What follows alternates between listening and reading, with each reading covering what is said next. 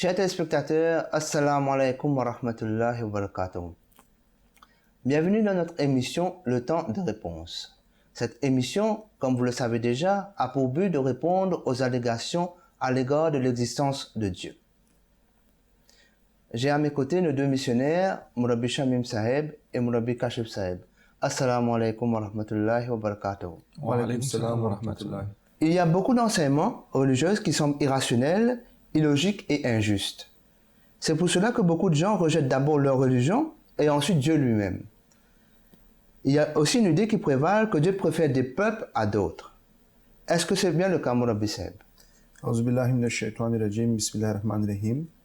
effet, il y a des gens qui pensent que Dieu préfère des peuples à d'autres, spécialement concernant les messagers de Dieu, que Dieu a envoyé des messagers à un peuple spécifique et il a négligé en quelque sorte les autres.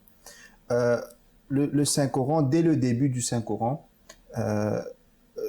Dieu nous fait comprendre qu'il n'a pas favorisé un peuple sur d'autres.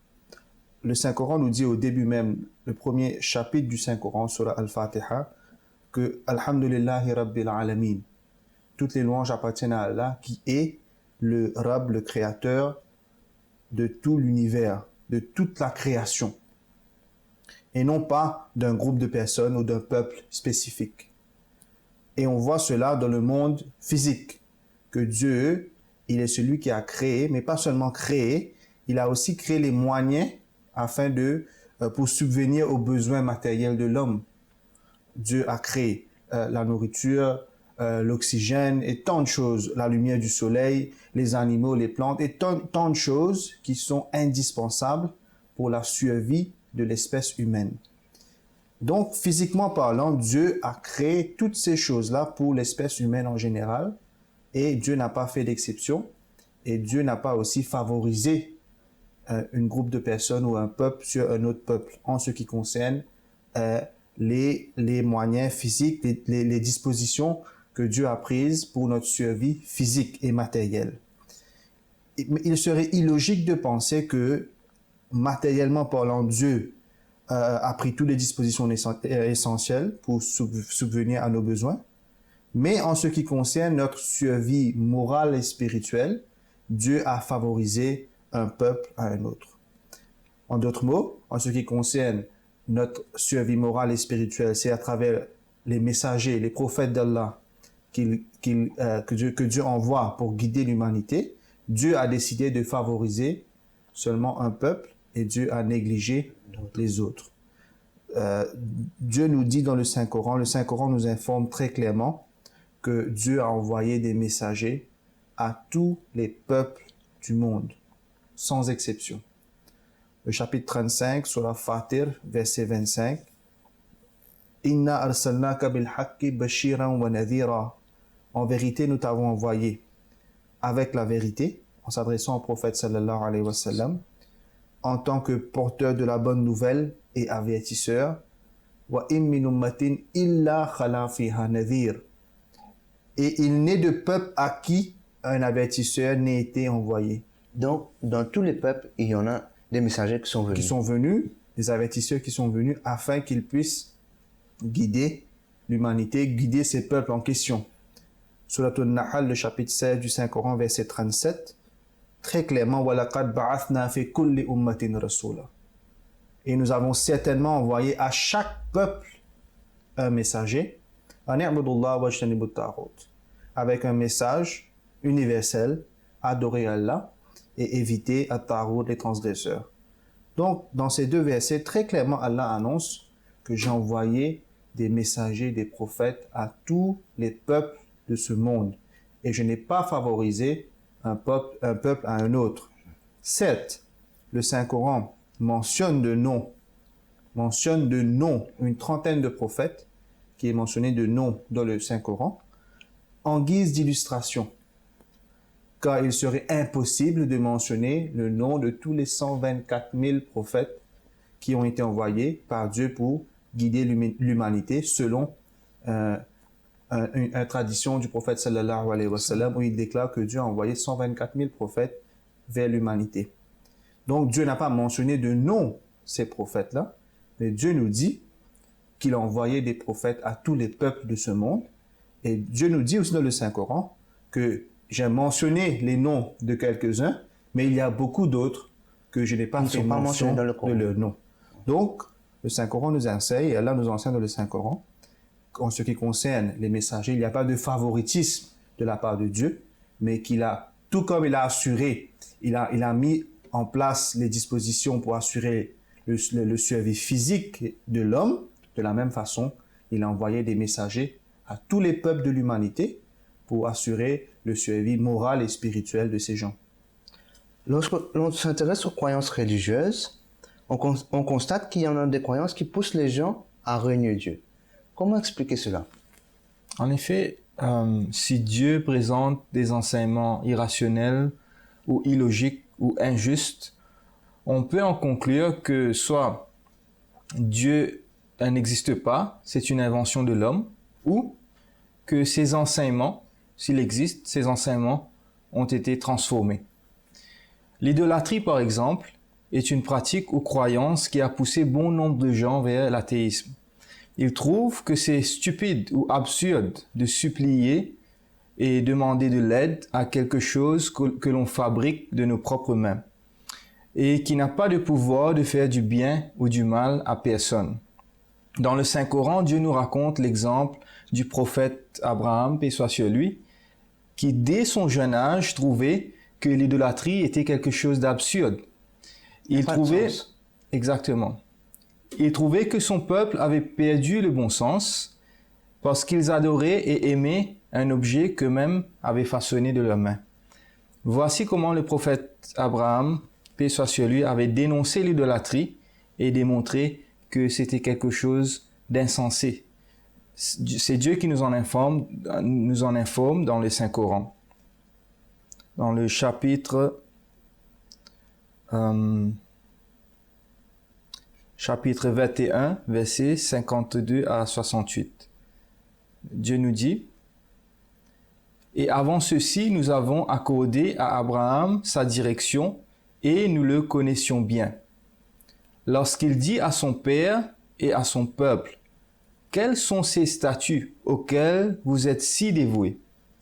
Ils dirent: « Nous avons trouvé nos pères à donner à leur culte. » Il dit: « En vérité, vous-même ainsi que vos pères avez été dans une erreur manifeste. » Ils dirent, c'est-à-dire le peuple d'Abraham: « Est-ce réellement la vérité que tu nous as apportée, ou bien es-tu de ceux qui plaisantent ?» Abraham dit: « Non, mais votre Seigneur est le Seigneur des cieux et de la terre, celui qui les a créés. Et je suis un de ceux qui vous en portent témoignage. » Et Abraham continue et dit: « Et par Allah, je dresserai assurément des plans contre vous, contre vos idoles, quand vous serez partis en nous tournant le dos. » Il les mit donc en pièces. Abraham a détruit les idoles. Il les mit donc en pièces, toutes excepté la principale, l'idole principale, afin qu'ils puissent se tourner vers elle pour l'enquête. Ils dirent: « Qui a fait ceci ?» Le peuple d'Abraham, quand ils sont venus constater le dégât, ils dirent: « Qui a fait ceci à nos dieux? Assurément, ce doit être un injuste. » Et ils dirent: « Nous avons entendu un jeune homme en faire mention. Il s'appelle Abraham. » Et ils dirent: « Alors emmenez-le devant les yeux des gens pour qu'ils puissent témoigner. » Ensuite ils dirent: « Est-ce toi, ô Abraham, qui a fait ceci à nos dieux ?» Et Abraham dit: « Eh bien, quelqu'un l'a fait. Voici le plus grand suspect. » Donc là, il a pointé du doigt le plus grand idole qu'il a laissé, qu'il n'a pas détruit. « Voici le plus grand suspect parmi eux. Demandez-leur donc si toutefois ils sont capables de parler. » Donc c'était la façon... Pour demander. Il a dit de demander à celui qui n'a pas détruit. Exactement. Il voulait montrer à son peuple que ces idoles sont impuissants. Ils peuvent rien faire, ils ne comprennent rien, ils peuvent pas parler, ils peuvent rien faire. Donc c'est pour ça qu'il a fait tout ça. Les gens savaient déjà que c'est lui qui a détruit ces idoles, et lui c'était pas dans un but de les mentir qu'il a dit voici le suspect principal. C'est pour démontrer aux gens que ces idoles, Ils n'ont aucun pouvoir. Exactement. Alors ils retournèrent auprès de leurs semblables et dirent, vous êtes vous-même assurément des injustes.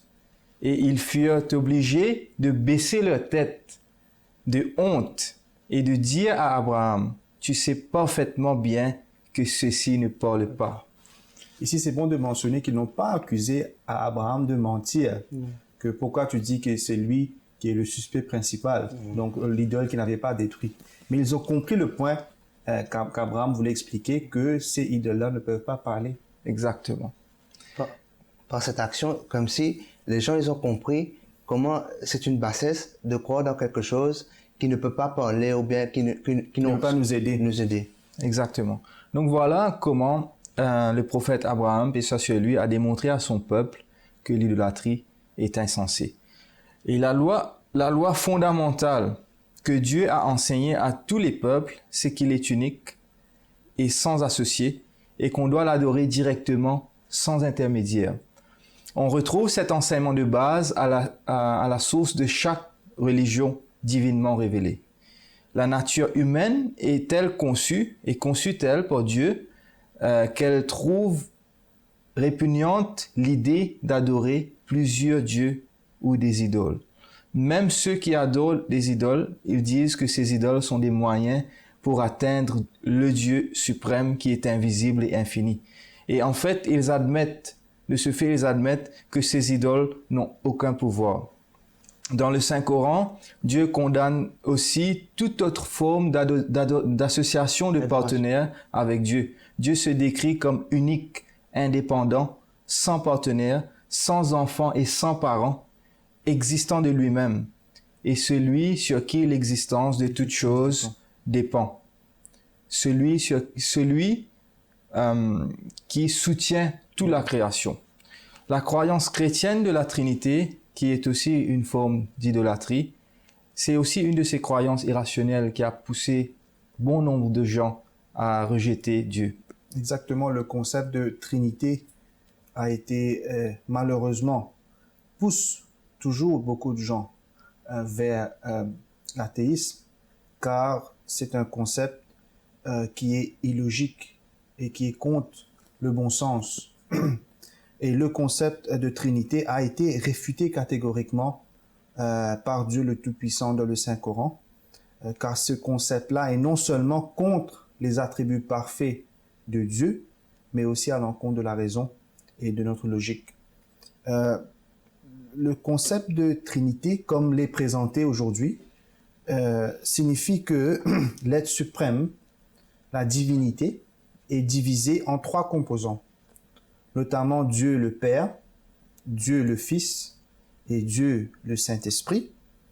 Et l'union parfaite de ces trois forme l'être suprême qui est unique. L'union parfaite des trois composants de la Trinité forme l'être unique ou la divinité ou Dieu. Néanmoins, toujours ils disent que les trois sont aussi indépendants et parfaits de par leur attribut spécifique. Et cette idée est présentée communément comme l'unité ou l'unicité dans la Trinité, ou vice-versa. La première question qu'on se pose est si Dieu le Père, c'est-à-dire on parle Dieu le Père qui est le premier composant de la Trinité, si Dieu le Père est parfait dans ses attributs, indépendamment, il peut gérer, il a pu créer et gérer l'univers seul. Pourquoi a-t-on besoin du Fils ou du Saint-Esprit comme élément essentiel de la divinité? Si Dieu le Père est dépendant du Fils ou du Saint-Esprit comme élément essentiel de la divinité, ici on parle de la divinité, pour la gestion de sa création, c'est-à-dire de l'univers, de tout ce qu'il a créé, inévitablement, on peut en conclure que Dieu le Père n'est pas parfait dans ses attributs. Car la dépendance sur quelque chose ou sur quelqu'un est une forme de faiblesse. On peut donner l'exemple de quelque chose qu'on veut soulever si moi, Shamim, je sais que j'ai la capacité de bouger cette chaise à titre d'exemple, seul je peux le faire, pourquoi je vais demander à Kashif et à Zahir de m'aider à faire cela? Si je demande de l'aide à Kashif et à Zahir, les gens vont penser que Shamim seul ne peut pas le faire. ne peut pas le faire, ne peut pas faire cette action. Il n'a pas la capacité de faire cela. Donc, je suis dépendant sur Zahir et sur Kashif.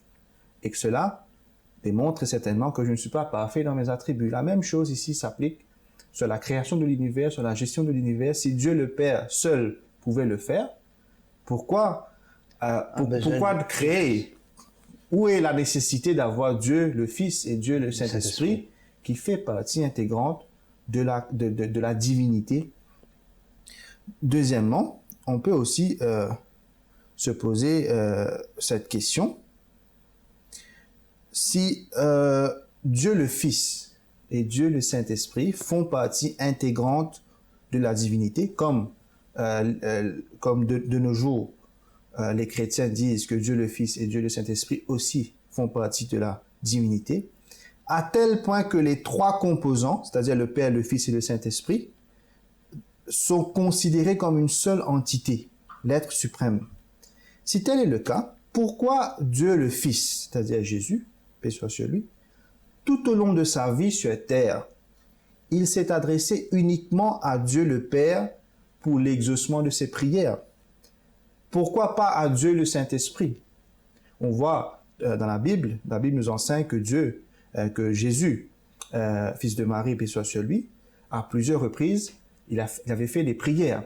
Et on voit aussi, on constate que ces prières étaient adressées uniquement à Dieu le Père. Si Dieu le Fils et Dieu le Saint-Esprit aussi font partie de la divinité, pourquoi les prières de Jésus étaient tout le temps adressées au Père pour l'exaucement de ses prières? Pourquoi pas à Dieu le Saint-Esprit ou envers soi? Jésus lui-même qui fait partie de la Trinité, qui fait partie de la divinité.